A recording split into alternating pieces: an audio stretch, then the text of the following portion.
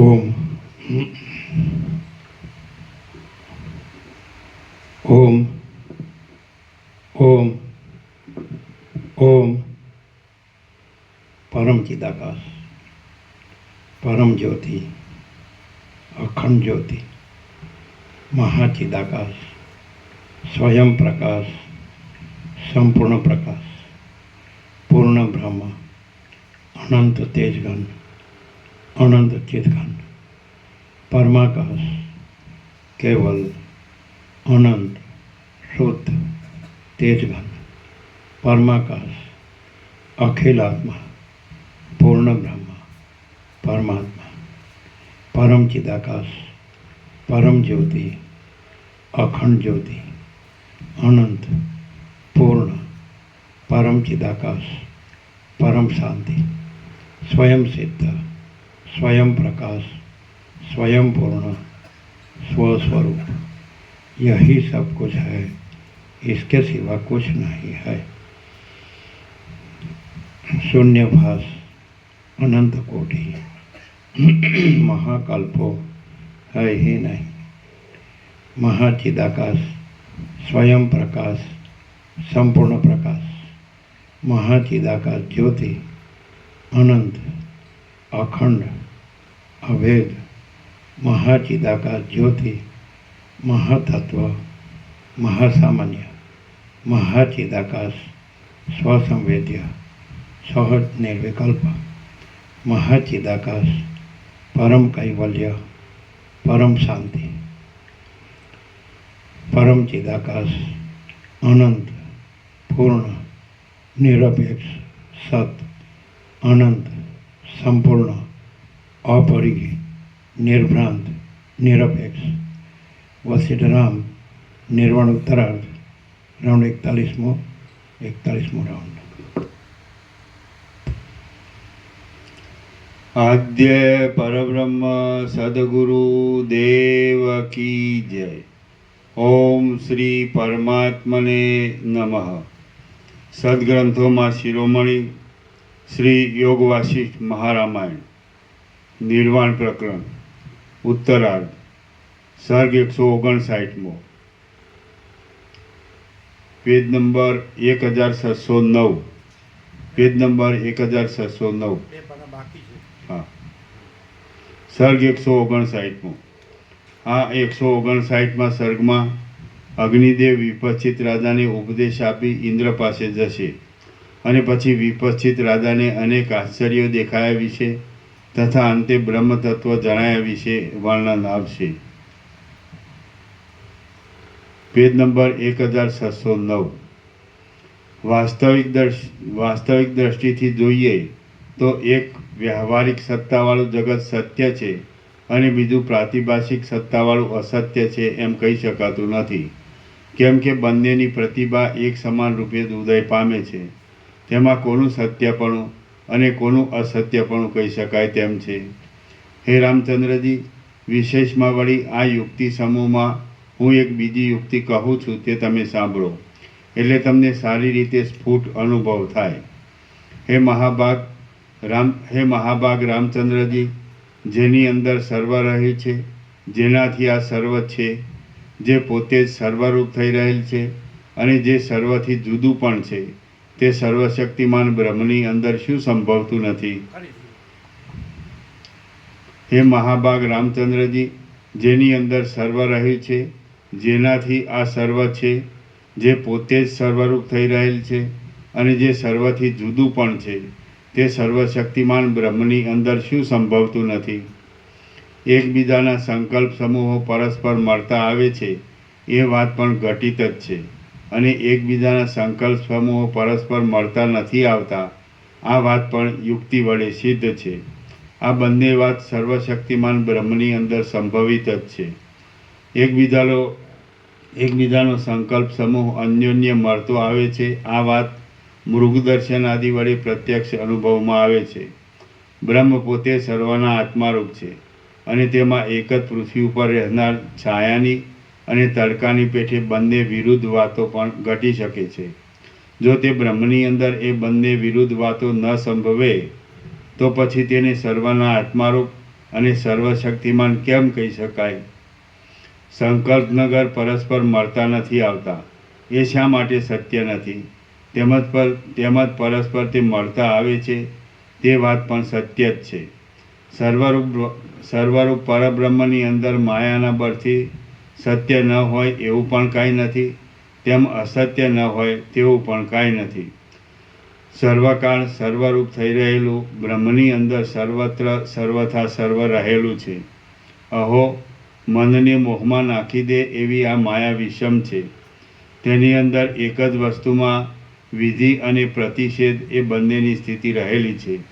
એવી જ આ વિશાળ બ્રહ્મસત્તા છે અને તે પોતા વડે જ પોતાને અનેક આકારે પ્રસારી દે છે. વળી તે બ્રહ્મસત્તા વડે જ આ અવિદ્યા અનાદિ અને આદિ અનુભવમાં આવે છે. જો કદાચિત આ ત્રણેય લોક ચિદાકાશના જ એક વિલાસરૂપ ન હોય તો મહાપ્રલયમાં નષ્ટ થઈ ગયેલા પદાર્થોની પાછી અનાયાસે સૃષ્ટિ કેમ ઉત્પન્ન થઈ જાય અને અગ્નિની, વાયુની તથા પૃથ્વીની સત્તા પાછી કેમ ખડી થઈ જાય? માટે સ્વભાવરૂપ ચિદાકાશના વિલાસ વિવર્ત વિના બીજું કશું પણ જગતનું સ્વરૂપ નથી.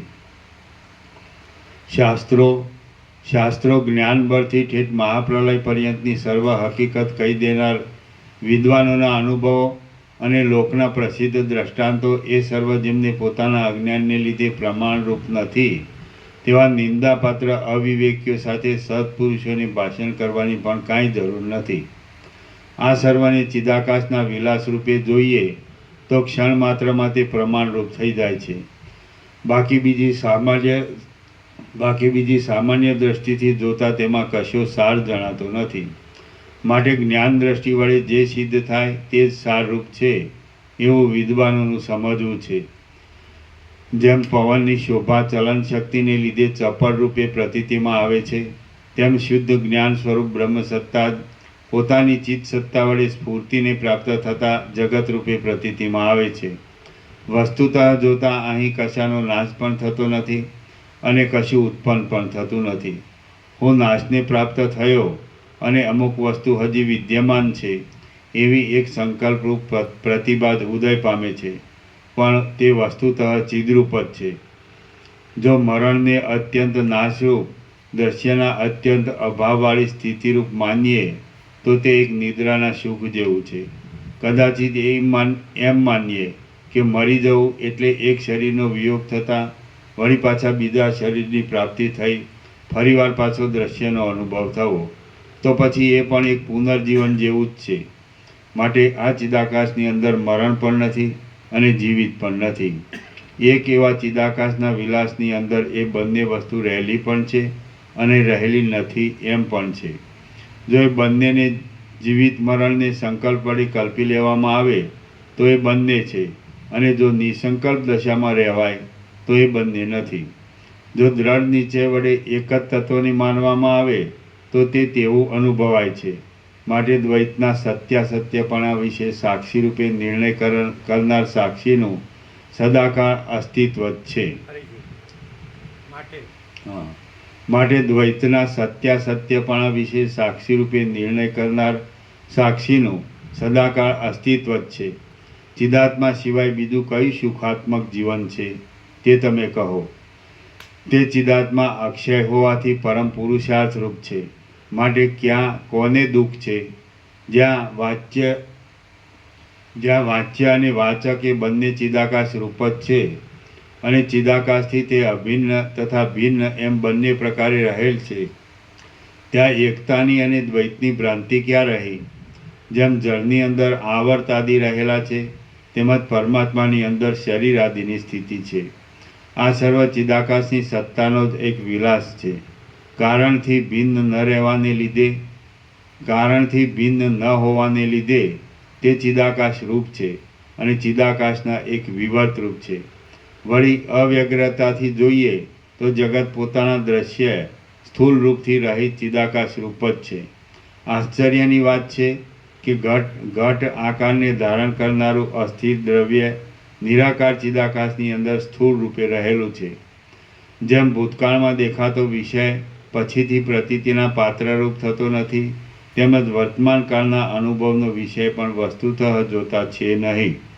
વર્તમાન કાળના અનુભવમાં આવતું આ ચિદાકાશ શૂન્ય તુલ્ય છે અને તે જ દ્રશ્યરૂપી પિશાચના આકારે પ્રતીતિમાં આવે છે એમ તમે સમજો. જેવું આ દ્રશ્યમાન આકાશ છે તેવું જે ચિદાકાશ પણ છે. જ્યારે એ ચિદાકાશને જ આકાશરૂપ સમજવામાં આવે છે ત્યારે એ પણ આકાશ જેવું શૂન્ય જ પ્રતીતિમાં આવે છે. આ નીચેના પ્રદેશમાં પૃથ્વી રહી છે, આ બીજા પ્રદેશોમાં વાયુ તથા આકાશાદી ભૂતો રહ્યા છે અને વળી અહીં કાંઈ બીજું જ રહ્યું છે. એમ અનેક આકારે જે કાંઈ ભાસે છે તે સર્વ એક ચિદાકાશ રૂપ જ છે.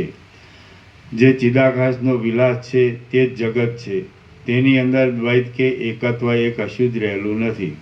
યથાર્થ વસ્તુ સ્વરૂપને ઓળખનારા વિવેકની દ્રષ્ટિમાં કશો સ્થૂળ ભાવ કે સૂક્ષ્મ ભાવ પ્રતીતિમાં આવતો નથી, પરંતુ સર્વદ્રશ્ય નિરાકાર ચિદ્રૂપ જણાય છે. તત્વદ્રષ્ટિથી જોતા જ્ઞાનીપણું અને અજ્ઞાનીપણું બંને સત્ય કહી શકાતા નથી, તેમ અસત્ય પણ નથી. વળી સત્યપણું અને સત્યાસત્યપણું તેમાં રહેલું પણ ભાસે છે. તેથી સર્વ બાબતમાં કાષ્ટમૌનનો જ આશ્રય લેવો પડે તેવું છે. અનંત દ્રશ્યને બ્રહ્મરૂપે સમજવું તે જ પરમ પદરૂપ છે. આ સર્વ પરબ્રહ્મ રૂપ જ છે એમ તત્વજ્ઞાન વડે સમજાઈ જાય છે. એવી રીતે આ ચિદ ધાતુ પોતાના આત્માની અંદર અનેક રૂપે વિવર્ત ભાવને પામે છે. એ ચિદાકાશનો જે કાંઈ વિવર્ત છે તે જગતનું નિર્બાધ સ્વરૂપ છે. મરી ગયેલા જીવો અસંખ્ય છે અને તેમના સૃષ્ટિ આદિ વિકારો પણ એક એક આંગળીથી ગણતા અસંખ્ય છે. તે પરસ્પર અદૃશ્ય અને અમૂર્ત છે. અન્યોન્ય સિદ્ધ રૂપે રહેલા અને ઉત્તરોત્તર સૂક્ષ્મ એવા પૃથ્વી આદિ લોકો પોતાના સ્વરૂપને પ્રાપ્ત થઈને બ્રહ્મની અંદર રહેલા છે. તેઓ પરસ્પર ઓતપ્રોત જેવા જ છે, તો પણ પરસ્પરની સ્થિતિને દેખતા નથી. વસ્તુતઃ જોતા આ દ્રશ્યની શોભા ચિદાકાશ રૂપ જ છે, કેમ કે તેનું સ્વરૂપ ચિદાકાશથી જુદું જણાતું નથી. તેનો દ્રષ્ટા પણ ચિદાત્મા વિના બીજો કોઈ નથી. સ્વપ્નની પેઠે તેનો દ્રષ્ટા પોતાનો આત્મા જ છે. એ દ્રશ્યનું વાસ્તવ સ્વરૂપ ઓળખવામાં આવે તો તે યથાસ્થિતપણે રહ્યા છતાં ચિદાકાશરૂપ, શાંત અને પ્રભાત સમયના અંધકારના જેવું બાધિત અને આભાસરૂપ ભાસે છે. આ જગતનો સમૂહ સત્ય હો કે અસત્ય હો, પરંતુ જ્ઞાન વડે તેનું સ્વરૂપ ઓળખવામાં આવે છે એટલે તે સર્વ વિશેષ ભાવથી રહિત બ્રહ્મરૂપ જણાય છે અને તે યથાસ્થિત રહ્યા છતાં પણ સમી જાય છે. જેમ સમુદ્રની અંદર તરંગમાં ઉછળતા જળબિંદુઓનો ક્ષણવારમાં સમાગમ અને ક્ષણવારમાં વિયોગ થતો રહે છે, તેમજ બ્રહ્મરૂપ મહાસાગરની અંદર સ્ફુરી રહેલા ચિદંશરૂપ જીવોનો પણ પરસ્પર ક્ષણવારમાં સમાગમ અને ક્ષણવારમાં વિયોગ થતો રહે છે. સૃષ્ટિની શોભા સ્વપ્નની પેઠે પ્રતીતિમાં આવે છે અને સૃષ્ટિના આદિકાળમાં તે ચિદાકાશ રૂપ છે. માટે આ સર્વ શાંત બ્રહ્મરૂપ છે. એ વાત યથાર્થ જ છે. મેં અનંત વૈભવવાળા જગતો જોયા. વળી મેં કાર્યો તથા તેના પરિણામોના વિલાસો પણ અનુભવ્યા. અને હું ઘણા યુગો સુધી દશે દિશાઓમાં ભટક્યો, કેમ કે જ્ઞાન થયા વિના દ્રશ્યનો દોષ પૂર્ણ રીતે નાશ પામતો નથી. શ્રી યોગ વાસિષ્ઠ મહારામાયણમાં નિર્વાણ પ્રકરણના ઉત્તરાર્ધનો વિપચિત રાજાએ અનેક આશ્ચર્યો જોયા નામનો સર્ગ 159મો સમાપ્ત. સર્ગ 160મો. આ 160મા સર્ગમાં સાયંકાળે સભાનું વિસર્જન, પાછું વળતા દિવસે સભાનું ભરાવો, ભાસની જીવન મુક્તિ અને અવિદ્યા એ વિશે વર્ણન કરાશે. ભાસની જીવન મુક્તિ અને અવિદ્યાનું વર્ણન. વાલ્મીકી બોલ્યા, વિપચિત રાજા ઉપર પ્રમાણે કહેતો હતો તેટલામાં સૂર્યનારાયણ જાણે તેના વૃત્તાંતને જોવા માટે જતા હોય તેમ પોતાના ઘણે છેટે સુધી પ્રસરેલા કિરણરૂપી ચરણ વડે લોકાંતરમાં ચાલ્યા ગયા. ત્યાં દિશાઓની પૂરી દેનારો સાયંકાળના દુદુંબીનો નાદ જાણે પ્રસન્ન થયેલી દિશાઓએ કરેલો જય જયકારનો શબ્દ હોય તેમ ઉત્પન્ન થયો. દશરથ રાજા વિપચિત રાજાને માટે ઘર, સ્ત્રી, ધન આદિ રાજયોગ્ય વૈભવની વ્યવસ્થા કરી સભામાંથી ઉઠ્યા. પછી દશરથ રાજા, રામચંદ્રજી અને વશિષ્ઠજી આદિ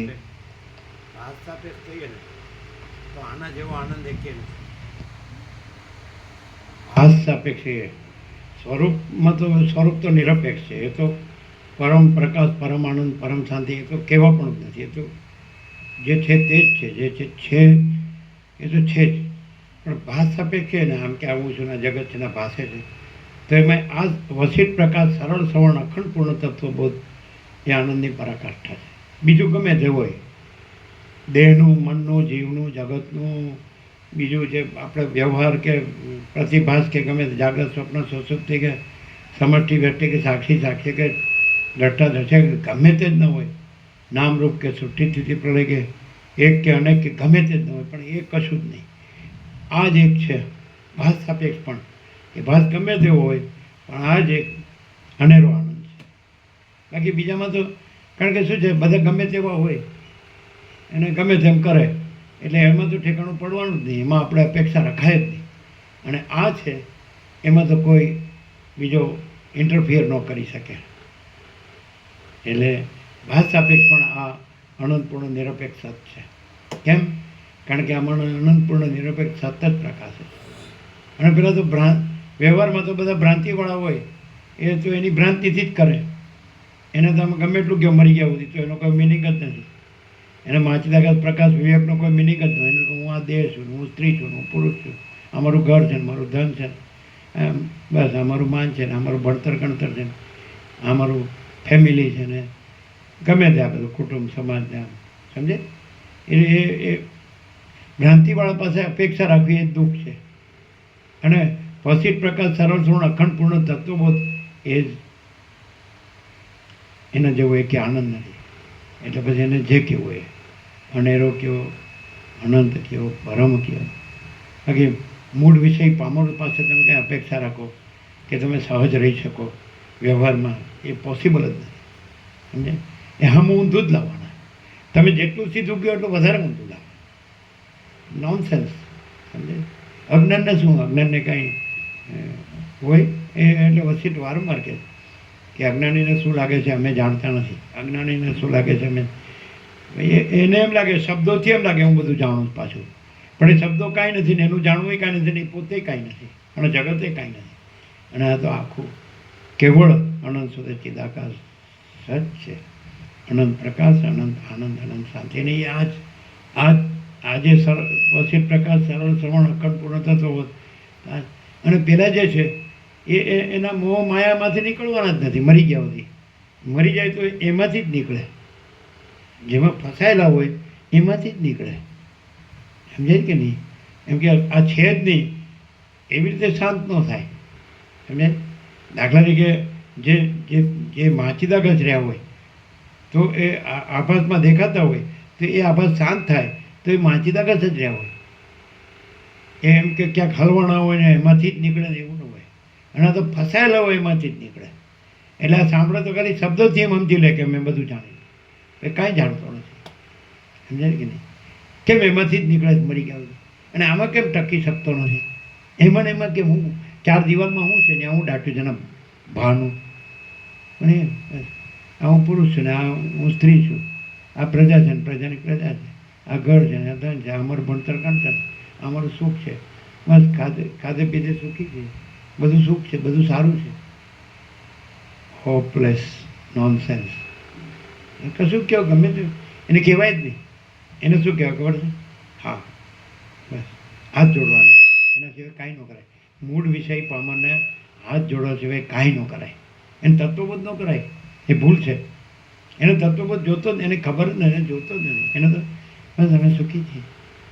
અમારું શું ઘર છે, ધન છે, જમીન જાયદાદ છે, સોનું છે, વાહન છે, સારું પહેરવા ઉડવાનું, પાથરવાનું, સારું ખાવા પીવાનું, હરવા ફરવાનું, જોવા જાણવા માણવા, બધી મજા મજા જ છે, સુખ જ છે, કાંઈ દુઃખ. અને દુઃખ તો આવે ને જાય, તો એ દુઃખને નથી ગણતો, એ સુખને જ ગણે.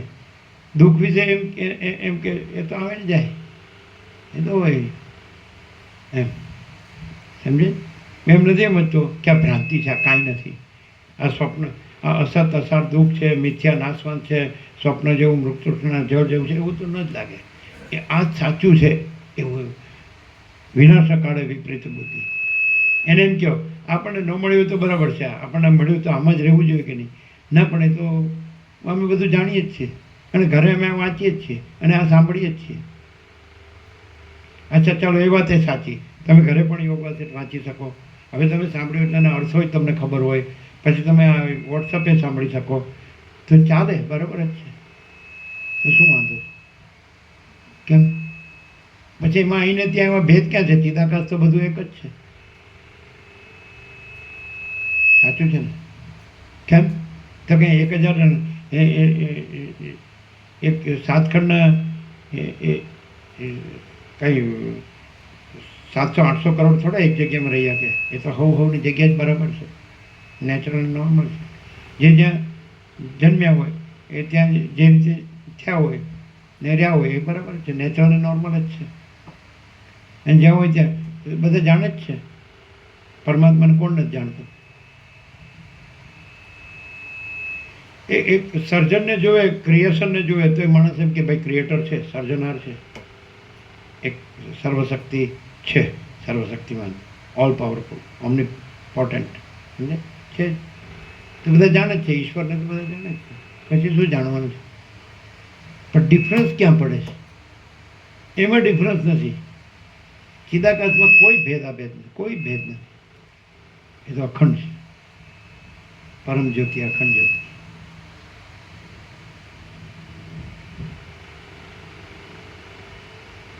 ચિદાકાશ બોલવા માત્ર સાચું કહેવું અને ભ્રાંતિ સાચી માનીને વર્તવું, આ ડિફરન્સ ભ્રાંતિ સાપેક્ષ છે. પરમાત્મા બોલવા ખાતર બોલવું, અનુભવવું નહીં, ને પરમાત્મા રહેવું નહીં અનુભવીને. પણ આ જો માયા વાસના સમજે છે, ભોગ, ભ્રાંતિ, મોહ, તો આ તો અત્યારે આપણે આમ જ છીએ ને. અત્યારે તો આપણે માટે આ જ સાચું છે. બધાને સાચું લાગે ને, 7/800 કરોડ.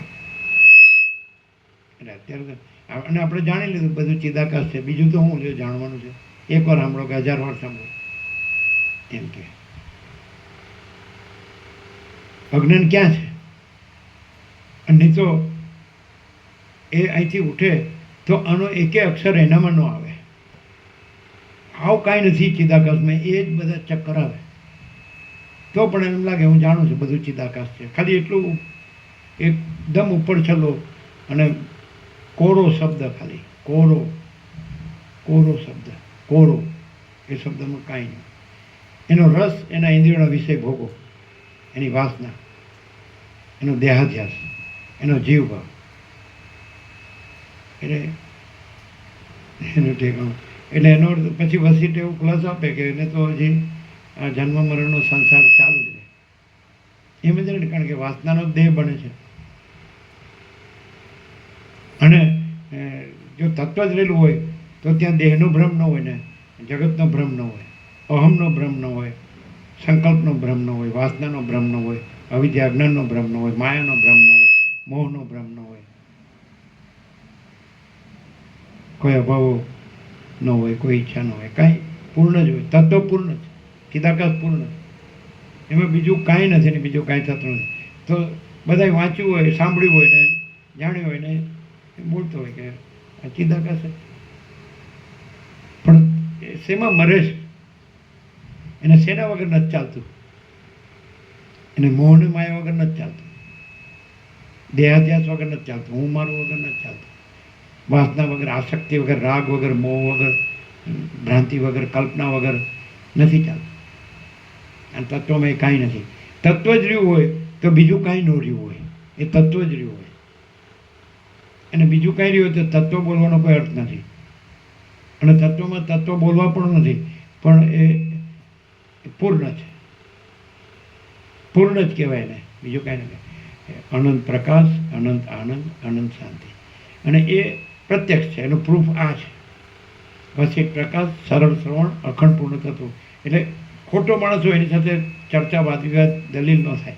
પણ સાચા હૃદયનો માણસ હોય કે મને સાચું કહો, તેને કહ્યું તું એક આખું એક પહેલા અક્ષરથી છેલ્લા અક્ષર સુધી, અને તો એકદમ ખરા દિલથી, સાચા હૃદયથી, અને એક જ ચિત્તે, શાંતિથી, ધ્યાનથી એક જ ચિત્તે સાંભળ, તો એ કહેશે કે નહીં, મને સાચું જડી ગયું. પણ એવો તો કોઈ દેખાતો જ નથી. એને શું છે? હડકાયું કૂતરું કાઢ્યું છે કે શું છે? હડકવાથી જ કેવું છે? ભાગમ ભાગ, ભાગમ ભાગ. ચિત્તથી પણ ભમે છે, શરીરથી પણ ભમે છે, વાસનાથી ભમે. શું કરે છે? વાય શેને માટે? તો કે હવે આ બધું છે, હવે અમે આમાં રહ્યા છીએ એટલે એમ જ કે આ સાચું છે અને આ બધું ખોટું છે, એમ કે અમારું બધું ખોટું છે, એમ કે આ સાચું છે, એમ કે. પણ કહેવાનો શું મિનિંગ?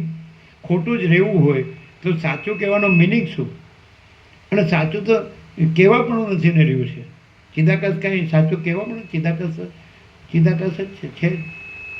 એમાં સાચું કહેવું પણ ક્યાં છે? અને ખોટું તો એમાં કાંઈ છે જ નહીં. એટલે એનો તો સવાલ જ નથી કહેવાનો ન હોય એ કહેવાનો ન કહેવાનો સવાલ નથી. છે એ તો પછી એને કોણ કહેનાર છે કે છે?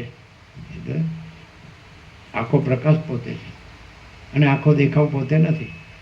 0 કેવું મસ્ત છે.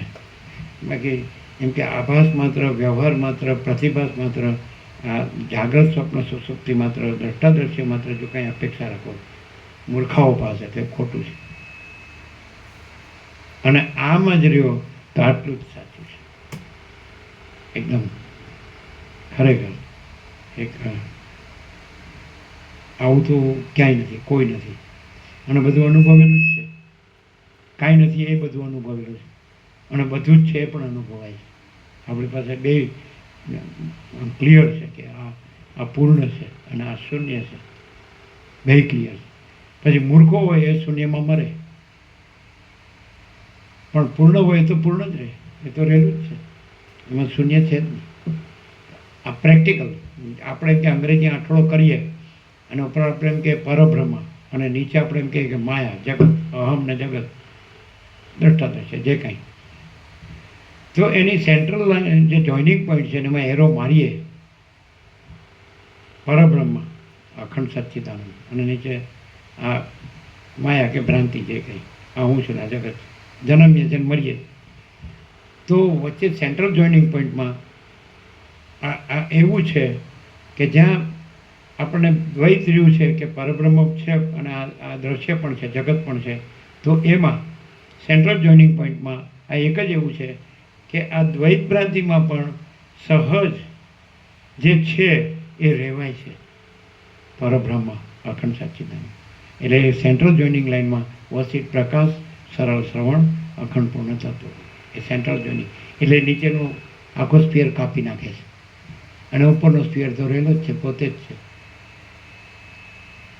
સેન્ટ્રલ જોઈનિંગ પોઈન્ટ અંગ્રેજી આંઠળાનો, ઉપર પરબ્રહ્મ પણ નીચે આ સંસાર ભ્રાંતિ.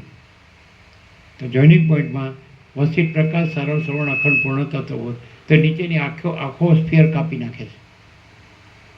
માયા, સંસાર ભ્રાંતિ આ છે જ નહીં. જન્મ મરણનો સંસાર આ છે જ નહીં. સુખ દુઃખ, સમજે? અને આ તો પોતે જ છે. પછી આ પ્રકાશ એવો છે કે એનો પર્યાય છે, એનો જ પ્રકાશ છે. પરબ્રહ્મ પોતે જ વસિત પ્રકાશ, સરળ શ્રવણ, અખંડ પૂર્ણ તત્વબોધ રૂપે પ્રકાશે છે. અને દ્વૈત ભ્રાંતિ છે જ નહીં. અને પરબ્રહ્મ પોતે જ છે, પોતે જ પ્રકાશીલું છે. એટલે પોતે તો છે જ. સૂર્ય પ્રકાશતો હોય તો સૂર્ય તો છે જ, સમજાય? પણ એ પ્રકાશ કેવો છે કે પોતામાં આ દ્રશ્ય નથી, આ સંસાર, આ ભ્રાંતિ નથી. અને પ્રકાશ પોતે સૂર્યરૂપ છે. એટલે આ પ્રકાશ કેવો છે કે પોતે ચિદાકાશ રૂપ છે. એ પોતે જ પ્રકાશ છે. ચિદાકાશ પોતે જ પ્રકાશ છે. એ અવસ્થિત પ્રકાશ. એટલે આ જ એક એમ કે જેને કહેવાય ને સુકૂન, જેને કહેવાય સુકૂન. સુકૂનનો અર્થ શું કરો છો એમ? માણસ જીવને થાય ને કે હાશ, કૈવલ્ય સરળ, એને કહેવાય ને પરમ નિર્મળતા, પરમ શીતળતા. આ હિમાલય ગંગામાં જે કેવી એમ પરમ નિર્મળતા, પરમ શીતળતા લાગે. તો આ બળ્યા ચડ્યા જગતમાં આ છે કૈવલ્ય, પરમ નિર્મળતા, પરમ શીતળતા. પણ ખાલી હવે કુટિલ હોય એ ખાલી શબ્દો લઈને બોલે, રહે નહીં. અને સરળ હોય એ બોલે નહીં અને રહે. આ જ રહે, ખસે જ નહીં. ખસે એટલે એ ગંદા કીચડમાં જ જાય. શું છે શરીરમાં? શું છે એમાં? હું મારું એટલે શું? ગંદી ગટરમાં હું મારું. એટલે જ્ઞાન છે, વિવેક છે, બોધ છે, નકામા. પશુથી એ ભેદ, આહાર, નિદ્રા, મૈથુન, ભય, બીજું. અને જો ખરેખર સાફ થઈ ગયું ભ્રાંતિ આ તત્વબોધથી, તો તત્વબોધ જ રહે. કારણ કે તત્વબોધ તત્વ છે, ભ્રાંતિ નથી. અને ભ્રાંતિ તત્વ નથી, તત્વબોધ નથી. એટલે ભ્રાંતિ ન રહી હોય તો તત્વબોધ જ રહે. તત્વ રહેવું હોય તો તત્વબોધ જ તત્વ છે. અને તત્વ જ તત્વબોધ છે. સૂર્ય જ પ્રકાશ છે અને પ્રકાશ જ સૂર્ય છે. તો જો પ્રકાશ જ રહેવું હોય તો આ જે પ્રકાશથી જે આખી જે નથી પ્રકાશમાં એવું જે કંઈ જગત ભાસે છે એ ન રહે. પ્રકાશ, સૂર્ય જ રહેવું હોય તો પ્રકાશ જ રહે અને જગત ભ્રાંતિ ન રહે તો એ સૂર્ય જ રહે. એમ તત્વબોધ છે તો એ તત્વ પ્રકાશ છે. તો તત્વ જ રહેવું હોય તો તત્વ પ્રકાશ જ તત્વ છે. એટલે તત્વબોધ જ તત્વ છે. આ જ તત્વ છે. એટલે આ જ અનંત પ્રકાશ, અનંત આનંદ, અનંત શાંતિ છે. તત્વનો ઉઘાડ જો ભ્રાંતિમાં કેવો હોય તો અનંત પ્રકાશ, અનંત આનંદ, અનંત શાંતિ જ કહેવાય. બીજા શબ્દો શું જરૂર છે વધારે? તમે એને અનંત પ્રકાશ કહો તો આખો ઉઘાડ થઈ ગયો, અનંત આનંદ કહો તો આખો ઉઘાડ થઈ ગયો, અનંત શાંતિ કહો તો આખો ઉઘાડ થઈ ગયો. આ ભ્રાંતિ સાપેક્ષ તો આમાં ત્રણ જે છે એને કાપવા હોય કે અજ્ઞાન અંધકાર અને અજ્ઞાનનું દુઃખ અને અજ્ઞાનની અશાંતિ, તો સામે અનંત પ્રકાશ, અનંત આનંદ, અનંત શાંતિ. પછી આ તો છે જ નહીં. તો છે જ નહીંમાં પછી રહેવાનું મિનિંગ શું? શા માટે મારે આમ કહેવાનું કે ભાઈ આ તો કાંઈ નથી અને આ રહેવાનું નથી? એમ કે આમાં કાંઈ સાર નથી. હવે આમાં છીએ એટલે શું કરીએ? આ ન મળ્યું હોય તો બરાબર છે, મળ્યા પછી પણ એમાં મરે, સડે. અને પછી છેલ્લે એમ કે હવે ભગવાન ક્યારે લઈ જશે? નવરોજ તારે માટે એ કર્યું એ ભોગવવાનું. બીજું શું? મૂળ વિષયને પામર રહે તો મૂળ વિષયને પામર પણ જ ભોગવવું પડે. એટલે એ જ રહ્યું હોય અનંત ચૈતન્ય પ્રકાશ, અનંત ચૈતન્ય શાંતિ જ રહી હોય તો ભ્રાંતિનું કોઈ વસ્તુ જ નથી. ભ્રાંતિ કોઈ વસ્તુ જ નથી, કહેવાની વાત નથી. જો હૈ સો હૈ.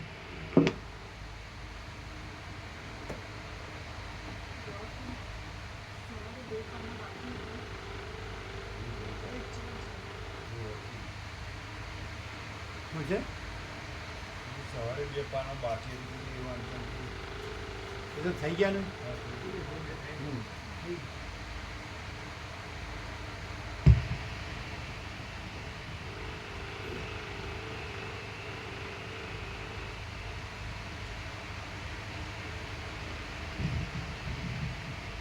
પછી દશરથ રાજા રામચંદ્રજી અને વશિષ્ઠજી આદિ પરસ્પર આજ્ઞા લઈને તથા ક્રમવાર પૂજન કરીને પોતપોતાને ઘેર ચાલ્યા ગયા.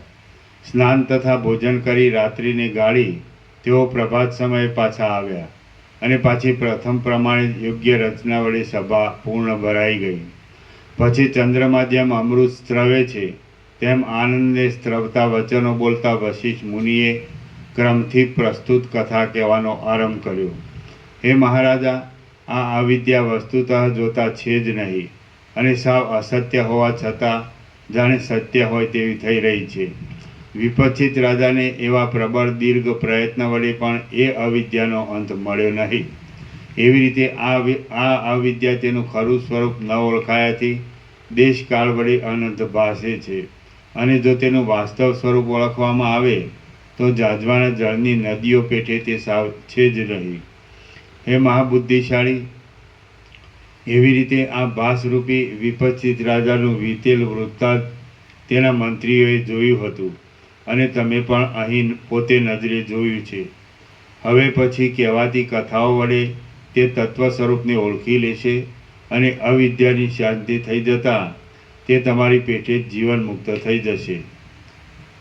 બ્રહ્મે પોતાના સ્વરૂપની અંદર પોતાની સત્તા વડે આરોપિત રૂપે અવિદ્યાને ધારણ કરી રાખેલી છે. આથી બ્રહ્મ વડે એ અવિદ્યાનું રૂપ અસત્ય છતાં સત્ય જેવું જણાય છે.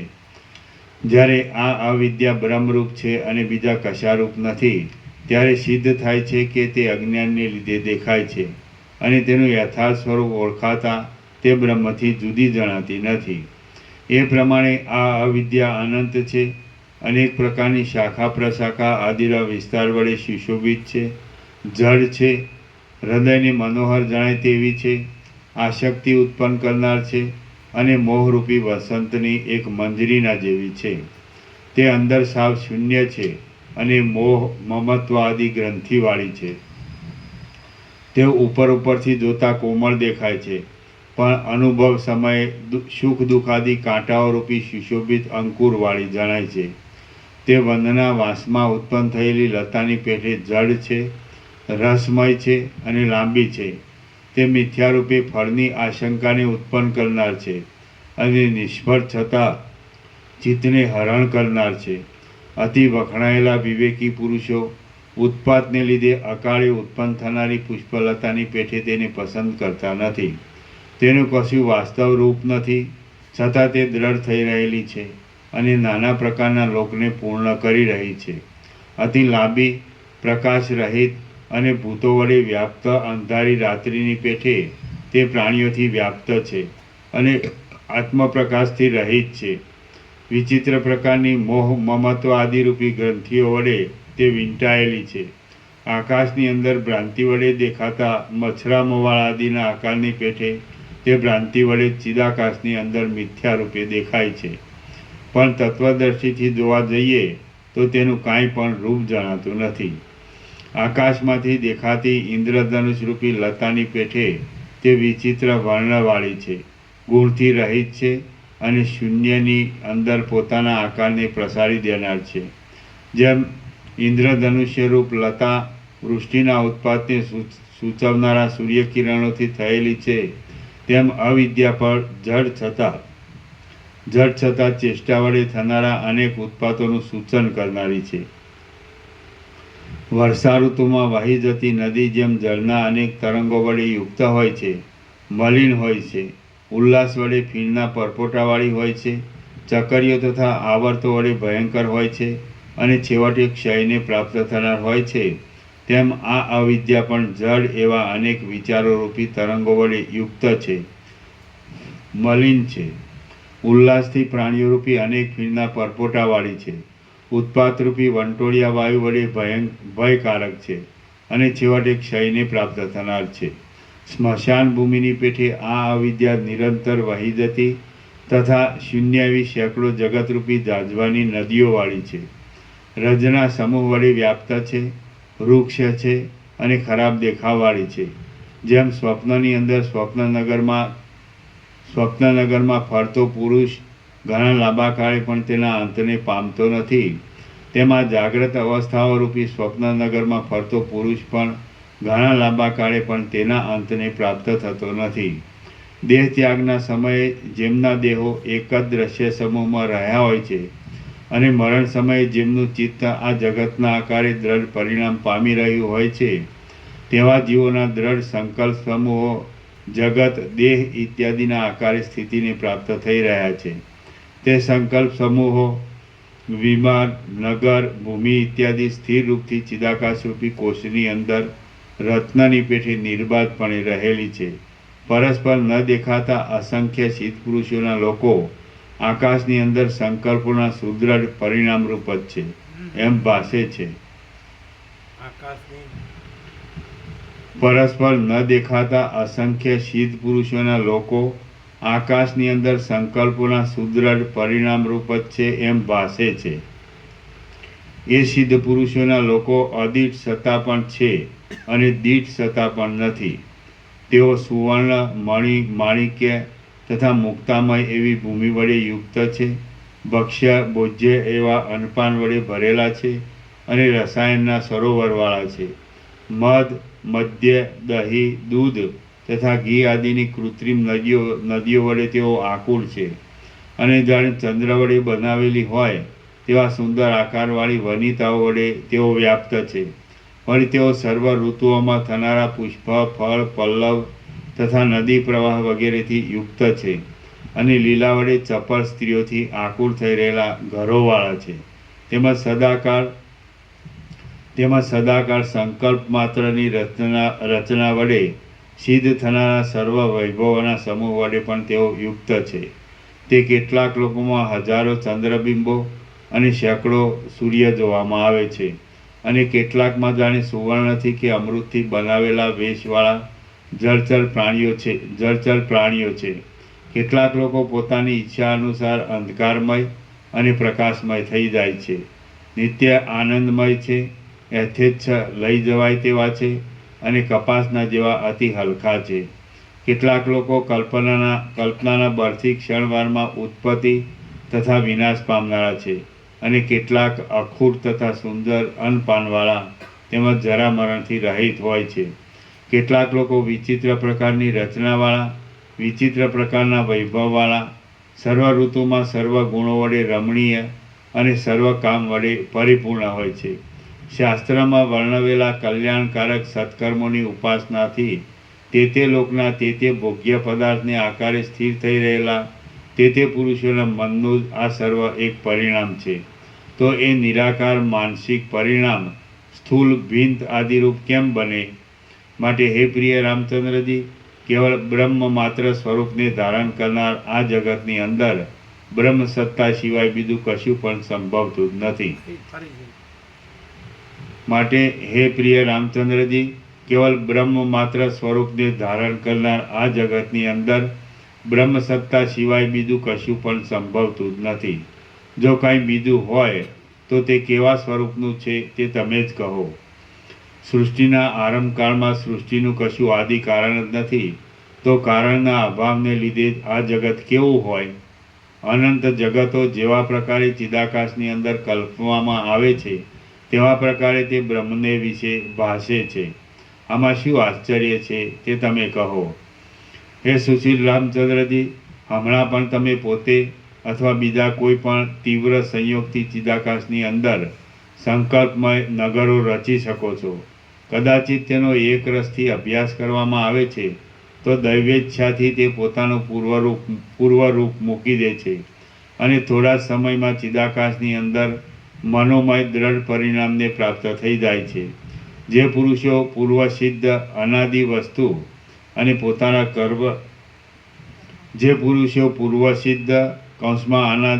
અનાદિ વસ્તુ અને પોતાના કર્મ આદિ વડે કલ્પિત વસ્તુ એ બંને સત્ય છે એમ દ્રઢ સંકલ્પ વડે સ્વીકારી લે છે, તે પુરુષો જેમ યજ્ઞ આદિ કરનાર પુરુષને અવશ્ય સ્વર્ગ આદિની પ્રાપ્તિ થાય છે તેમ ક્રમે કરી બંનેને પ્રાપ્ત થાય છે.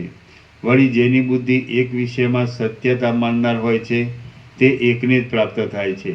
જેમ અંદર કલ્પનાના બળથી પુણ્ય યોગે નિરંતર સિદ્ધ અવસ્થાનો આવિર્ભાવ પ્રતીતિમાં આવે છે, તેમજ કલ્પનાના બળથી પાપના યોગે નરક આદિ દુઃખોની પણ પ્રતીતિ થાય છે.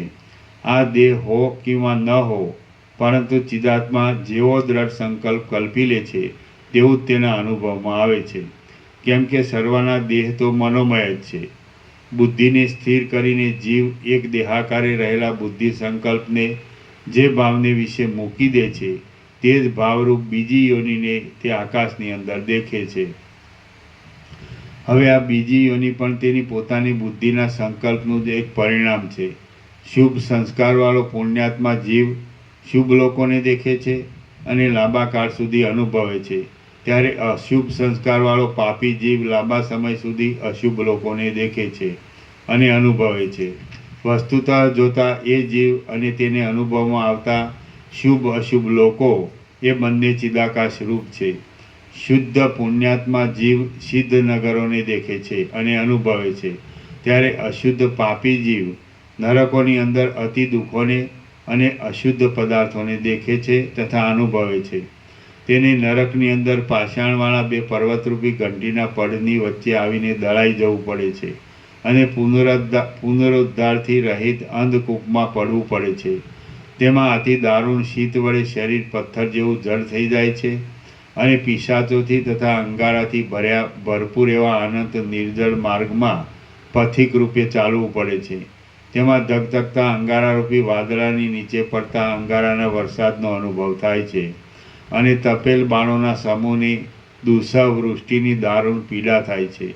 તેમાં પાષાણો, ચક્રો અને તલવારોને પ્રવાહરૂપે વહ્યા કરતી નદીઓવાળા આકાશમાં ઘૂમવું પડે છે અને વક્ષસ્થળમાં મારેલા વાદળા જેવા શ્યામ તથા વિશાળ કોહાડાઓના પ્રહારથી છાતીને ચીરાવવી પડે છે. તેમાં તપાવેલી લોઢાની પૂતળીઓ તથા શૂળો આદિનું કઠિન આલિંગન લેવું પડે છે. તેમજ છમછમ એવા શબ્દો સાથે તેમની સાથે અને શરીર સાથે ચોંટી જવું પડે છે. વળી મોટા કડકડાટીના શબ્દવાળા શસ્ત્રો વડે અને યંત્રો વડે તેમાં કચરાઈ જવું પડે છે, તેમજ પીડાવવું પડે છે. તેમાં ચક્ર, વજ્ર, ગદા, ભાલા, શૂલ, તલવાર અને બાણોની વૃષ્ટિ સહેવી પડે છે.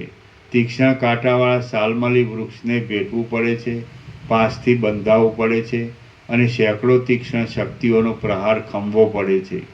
તેમાં તપાવેલી રેતીના સમૂહમાં પડવું પડે છે, પાતાળમાં ડૂબવું પડે છે, દીપકના આકારે છુપા રહેલા ઉલ્કાના અગ્નિનો ભય રાખવો પડે છે અને મોટા મોટા કાગડાઓથી ઠોલાવવું પડે છે. તેમાં પાછા નીકળી ન શકાય એવા સ્થૂલ અંગારાવાળા મોટા અંગારાના ઢગલામાં પ્રવેશ કરવો પડે છે અને બાણ, શક્તિ, ગદા, ભાલા, ભૂસુંડી તથા ચક્ર વડે વિંધાવવું પડે છે. તેમાં ભૂખથી ક્ષોભ પામેલા ક્રૂર પ્રેતોના સમૂહો એકબીજાના શરીરોને ખેંચે છે અને તેમને ચાવી ખાય છે. તેમાં તાડથી પણ ઊંચા પ્રદેશ ઉપરથી અતિ કઠિન શિલા પ્રદેશ ઉપર પડવું પડે છે. તેમાં રુધિર તથા અપવિત્ર પદાર્થો રૂપી કાદવ વડે ભરેલી પરુની નદી આદિની અંદર મોટા સંકટને અનુભવવું પડે છે. તેમજ શિલામય અને શસ્ત્રમય ઘોડાઓના તથા હાથીઓના ચરણરૂપી પાષાણ વડે પીસાઈ જવું પડે છે. તેમાં ગુફાઓ જેવા અંધકારમય પ્રદેશોમાં ઘુવડો પોતાના દેહને ચીરી નાખે છે અને મનુષ્યોના સમૂહો મૂસળનો પ્રહાર કરે છે. વળી તેમાં મસ્તક, હાથ, પગ, ખરી તથા કાંધ આદિ અવયવોને ફાડી ખાવામાં તૈયાર થઈ રહેલા ગીધ પક્ષીઓના સમૂહનું દુઃખદાયી દર્શન થાય છે. અમુક દુષ્કર્મથી અમુક અશુભ ફળ પ્રાપ્ત થાય છે એવા પ્રકારની ભાવના પહેલાં એવા અનેક જન્માંતરરૂપી પ્રદેશમાં વારંવાર થયેલા અનુભવ વડે દ્રઢ બંધાઈ ગયેલી હોય છે. એ ભાવનાને લીધે પોતાનો આત્મા તે નરકના આકારે વિસ્તારને પ્રાપ્ત થઈ જાય છે અને તે ફળરૂપે નિર્વિવાદપણે પોતાના સ્વરૂપને દેખે છે.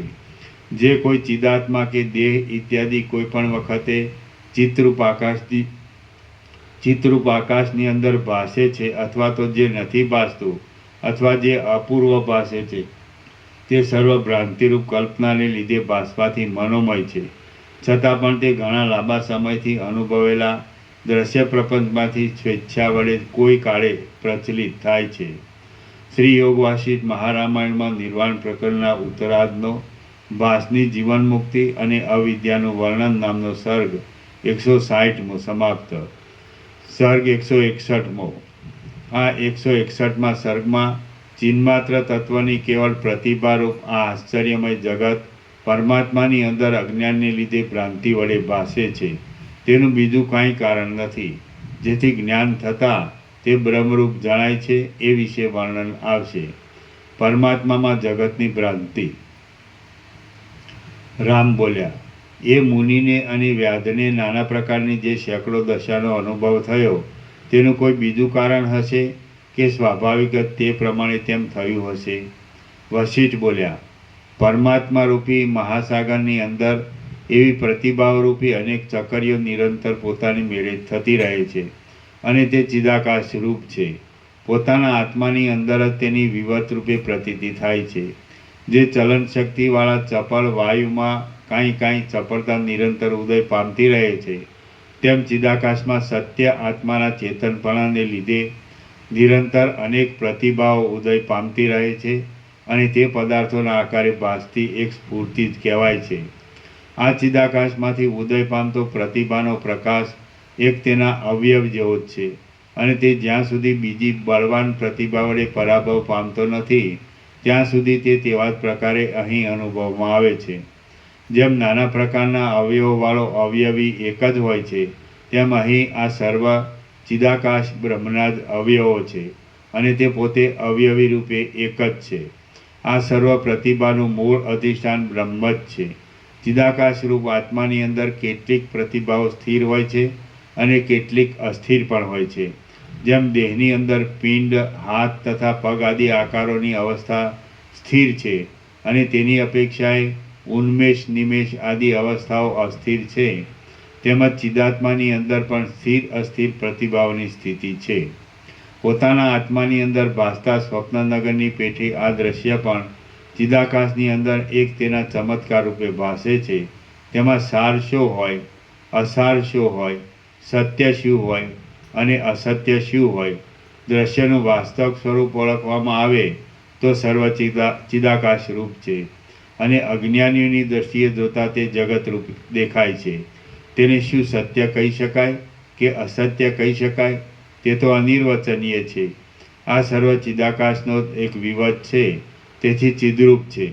તો સર્વ પ્રકારે મંગળમય સંસારની અંદર આસ્થા અનાસ્થા આદિનો વિચાર કેવો હોય? આથી હે તત્વજ્ઞ પુરુષો, તમે યથાર્થિત સ્વરૂપનો આધાર લઈ સ્થિર થઈને રહો. સમુદ્રમાંથી જેમ અનેક તરંગોનો આવિર્ભાવ થતો રહે છે, તેમ પ્રકાશરૂપ પોતાના આત્મામાંથી કાર્યકારણ રૂપે અનેક પ્રતિભાઓના આકારોનો ઉદય થતો રહે છે અને તે આકારો પોતાના સ્વરૂપથી અભિન્ન છે.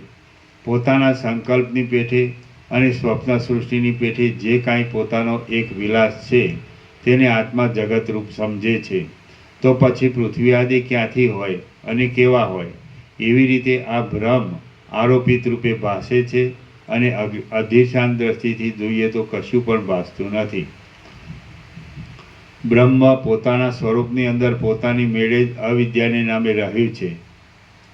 ચિદઘન આત્મ સ્વરૂપમાં પૃથ્વી આદિ વડે ઘટપણું સંભવતું નથી, પણ સર્વ જગત ચિદાકાશ રૂપ છે. આ જ પરમ બોધ છે અને ભૂમિકાના અભ્યાસ વડે તે સ્થિતિમાં દ્રઢ રહેવું એ જ મુક્તપણું છે. આકાશમાં ભાષા કરતા શ્યામપણાની પેઠે આ દ્રશ્યરૂપી ભ્રમ ચિદાકાશની અંદર આરોપિત રૂપે રહેલા અજ્ઞાનનું અવલંબન કરીને વિસ્તરી રહેલો છે અને નિર્વિકાર આ શાંત બ્રહ્મ જગતના આકારે ભાષા કરે છે. ધ્યાન કરનાર અને નિર્વિકલ્પ સમાધિમાં સ્થિતિ હોવાને લીધે જેનો દેહ ભાવ મુકાઈ ગયો છે એવો તત્વજ્ઞ પુરુષ ક્ષણવાર ચિન્માત્ર સાક્ષીરૂપ થઈ રહે છે, ત્યારે તેને ક્યાં જગતની પ્રતીતિ થાય છે તે તમે જ કહો. ચિદાકાશરૂપી ધાતુનો જે ભાગ જ્યાં જેવા પ્રકારે ભાસે છે ત્યાં તેવા પ્રકારે તે સ્વભાવે થઈ રહે છે. દ્રશ્યની ભ્રાંતિ આકાશવત શૂન્ય છે, છતાં જન્મથી તિમિર રોગવાળા પુરુષને દેખાતા બે ચંદ્રમાની ભ્રાંતિના દોષની પેઠે અવિચારી પુરુષમાં તે શાંત થતી નથી. વસ્તુતઃ જોઈએ તો જે કાંઈ આ દેખાય છે તે નિર્વિકાર બ્રહ્મરૂપ છે, અનાદિ છે, અનંત છે અને ચિદાકાશ રૂપ છે. તો તે કેવી રીતે શાંતિને પ્રાપ્ત થાય અને શું સમી જાય? સ્વચ્છ ચિદરૂપ તત્વ પોતાના શુદ્ધ સ્વરૂપને નહીં છોડતા જે કાંઈ સ્વપ્નની પેઠે પોતાના સ્વરૂપને વિવત રૂપે પ્રસારી દે છે તે જ આ જગત છે. પરસ્પર થતા શાસ્ત્રાર્થો વડે તીક્ષ્ણ થઈ રહેલી બુદ્ધિથી તત્વજ્ઞ પુરુષ નિર્વિકલ્પ દશાને પામે છે. આ પ્રમાણે આત્માની સુષુપ્તિ જેવી સ્થિતિ પ્રાપ્ત થતાં તેને કોઈ અવર્ણ્ય આત્મતત્વનો અનુભવ થાય છે. તમારી દૃષ્ટિમાં અવિદ્યા જગતને આકારે દ્રઢ થઈ રહેલી છે અને સંકલ્પ બળથી અવ્યભિચારી ભાસે છે. પણ જેમ નદીની અંદર કોરી જમીન ન હોય તેમ તે અમારી દૃષ્ટિમાં સાવ છે જ નહીં. જેમ સ્વપ્નની અંદર અનુભવમાં આવતી પૃથ્વી મિથ્યા હોવાથી કોઈ જગ્યાએ રહી નથી, તેમાં દ્રશ્ય સમૂહ પણ અનુભવમાં આવતા છતાં મિથ્યા હોવાથી નથી. જેમ ચિદાકાશે સ્વપ્નની અંદર રૂપ આદિ વિષયના આકારે તથા તેનો પ્રકાશ કરનાર ચક્ષુ આદિ ઇન્દ્રિયોના આકારે જાણે થઈ રહેલું હોય તેમ ભાસે છે, તેમજ જાગ્રત અવસ્થામાં પણ જાગ્રતના સાક્ષી રૂપે ચિદાકાશનું સંપૂર્ણ સ્વપ્રકાશ સ્વરૂપ જ જાગ્રતના આકારે થઈ રહેલું ભાસે છે. આ જાગ્રત છે અને આ સ્વપ્ન છે એવી જે ભિન્નતા ભાસે છે તે સત્ય અધિષ્ઠાન વસ્તુની અંદર અનુભવ વડે નિશેષપણે સમાન દેખાતી એ બંને અવસ્થામાં નથી. જેમ સ્વપ્નમાંથી જાગી જતા આ સ્વપ્નમાં દેખાતી દ્રશ્યજાળ બાધિત થઈ ગયેલી પ્રતીતિમાં આવે છે, તેમ બીજા શરીરમાં પ્રબોધને પ્રાપ્ત થનાર ગર્ભમાં રહેલ જાતિસ્મર જીવને પણ જાગ્રત અવસ્થામાં પ્રસિદ્ધપણે દેખાતી સર્વ પ્રતીતિ બાધિત થઈ ગયેલી જણાય છે. થોડો કાળ રહેનાર અવસ્થાને સ્વપ્ન કહેવામાં આવે છે અને વધારે કાળ રહેનાર અવસ્થાને જાગ્રત રૂપ ગણવામાં આવે છે. બાકી એ બંનેનો અનુભવ એક સરખો જ છે. તેથી તે બંને અવસ્થા સરખી જ છે. જેવો અનુભવ બહાર જાગ્રતમાં થાય છે તેવો જ અનુભવ અંદર સ્વપ્નમાં પણ થાય છે. આમ સર્વ પ્રકારે ગુણની સમાનતાને લીધે જાગ્રત અને સ્વપ્ન એ બંને અવસ્થા જાણે એક જોટો જ હોય તેવી છે. તેમાંથી એકેનું ન્યૂનાધિકપણું કહી શકાતું નથી. જેવી જાગ્રતની સ્થિતિ છે તેવી સ્વપ્નની સ્થિતિ છે અને જેવી સ્વપ્નની સ્થિતિ છે તેવી જાગ્રતની પણ સ્થિતિ છે. કાળે કરીને એ બંને અવસ્થા અસત્ય નથી એવું બુદ્ધિના અનુભવમાં આવે છે. જેમ જીવિત પર્યંત સેંકડો સ્વપ્નો અનિયમિતપણે જોવામાં આવે છે, તેમ જીવને મોટી અજ્ઞાનરૂપી નિદ્રાની અંદર સેંકડો જાગ્રત અવસ્થા અનિયમિતપણે જોવામાં આવે છે. જેમ ઉત્પન્ન થનારા અને વિનાશી એવા અનેક સ્વપ્નો સ્મરણમાં આવે છે, તેમ પૂર્વજન્મનું સ્મરણ આપનારી યોગ સિદ્ધિવાળા વિવેકી સિદ્ધ યોગીઓને સેંકડો જન્મોનો પણ અનુભવ હોય છે. એવી રીતે સમસ્ત વસ્તુને સમાન રીતે ધારણ કરી રહેલા અને સમસ્ત વસ્તુના અનુભવરૂપ એવા આત્માની અંદર સ્વપ્નની પેઠે જાગ્રતનો અને જાગ્રતની પેઠે સ્વપ્નના અનુભવ થાય છે. જેમ જગત અને દ્રશ્ય એ બંને શબ્દ એક અર્થના વાચક છે, તેમ જાગ્રત અને સ્વપ્ન એ બંને શબ્દ પણ બ્રહ્મરૂપ એક જ અર્થના વાચક છે. જેમ વિશાળ સ્વપ્નનગર ચિદાકાશ રૂપ છે, તેમ આ જગત પણ ચિદાકાશ રૂપ છે. તો પછી અવિદ્યા ક્યાં રહે અને શી રીતે દેખાય? આકાશરૂપ બ્રહ્મ જ કદાચિત અવિદ્યા શબ્દ વડે કહેવાતું હોય તો અમને શબ્દ વિષયમાં કશો વિવાદ નથી. પરંતુ સર્વ ભ્રમની નિવૃત્તિ થતાં જે કાંઈ અવશેષ રહે તે જ હું છું એમ જણાયાથી કૃતકૃત્યતા છે એમ અમારો અભિપ્રાય છે. પોતાની કલ્પના વડે જ બંધન છે જો એમ છે તો પછી નિત્યમુક્ત આત્માને કલ્પના વડે બંધનમાં નાખવો નહીં. નિરાકાર ચિન્મય આત્મામાં અને નિર્મળ નિરાકાર આકાશમાં શો તફાવત છે?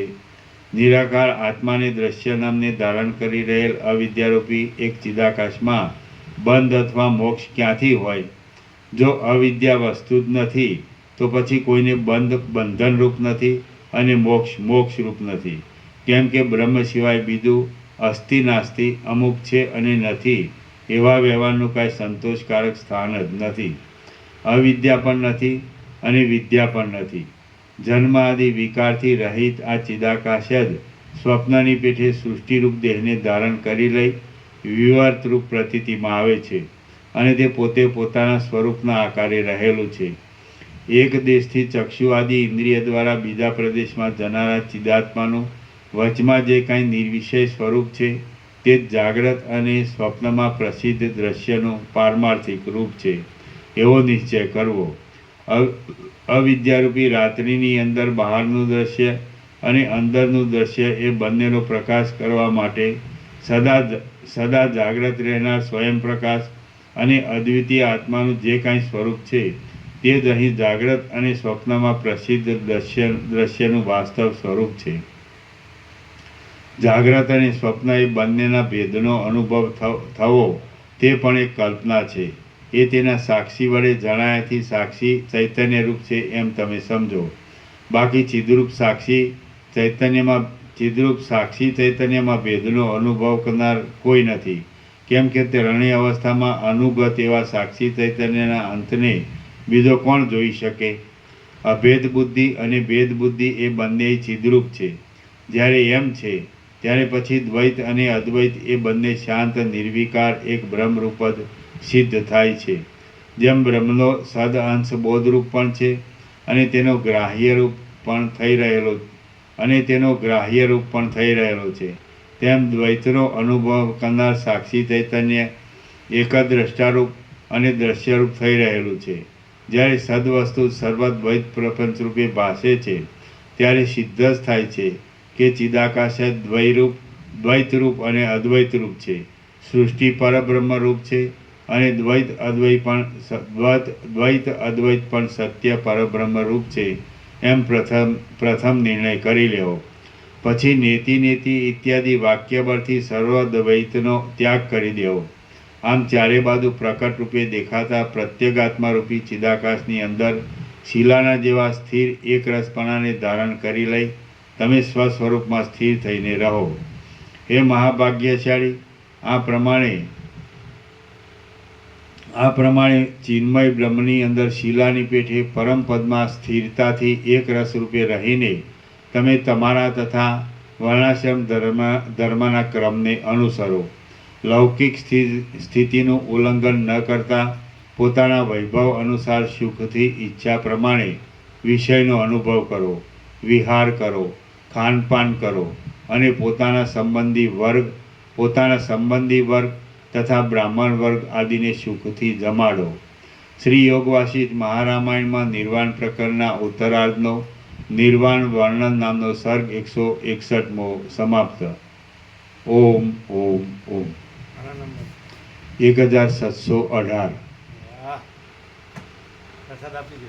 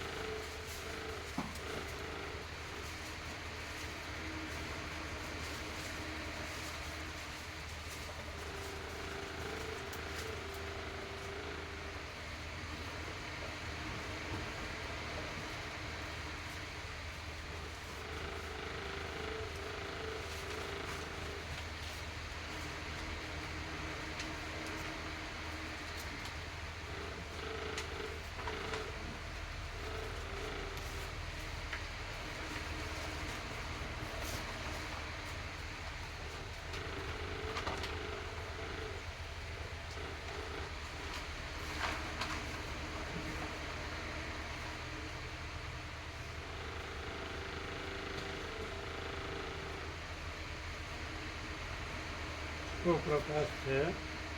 કેવો પ્રકાશ છે? એવું છે ને. થોડીક ઊંઘ આવી છે છેલ્લે પણ એકદમ બેસ્ટ છે. એટલે આવું ક્યાંય છે બધે બમવાનું કાંઈ નથી એમાં, અને આ પૂર્ણ કાલે દાદાજી આવવાના છે. આવશે ખરું, જશે ખરું.